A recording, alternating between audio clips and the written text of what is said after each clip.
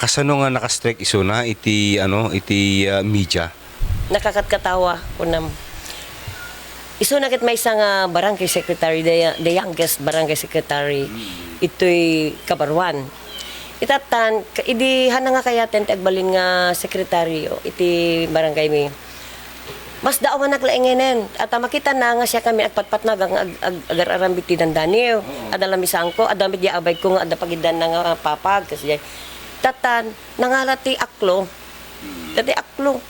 Apay pamanang atat Aklo, ito nga bing, agpractice gayam ading when atuyen ni tarsing ni pabling ni uping ni kasya alat ko kaen na nga ta dati idikuan ko na kanya manang simrek iti radyo ko na di ba dati nga dramatista sabi ko sa kanya dari ti radyo ta adu ti intriga haan kastoy anang tur ti agbaling nga programa ko na kita iket ko kit mang tedak digitay tips kasjay kasla ko mate no kasano ti agdalos nga nadalos unay ti madalusam tay suka nga mausar no kasano mapapintas ti buok agusar ka gitay na arutang tay gulgul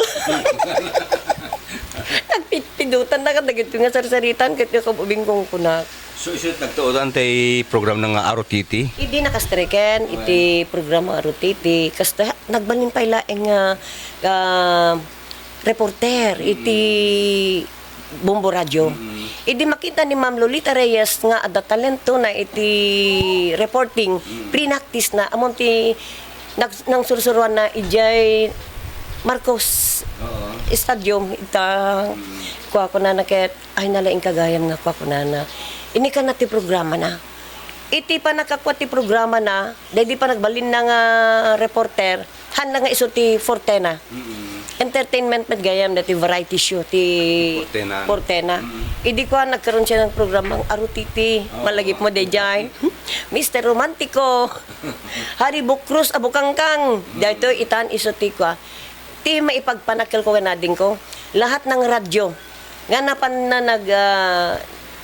nagbalinan nga kas may isang announcer na pag number 1 na amin. Totoo yan ha, kasi kadwa na kami, sika Dennis, di ba?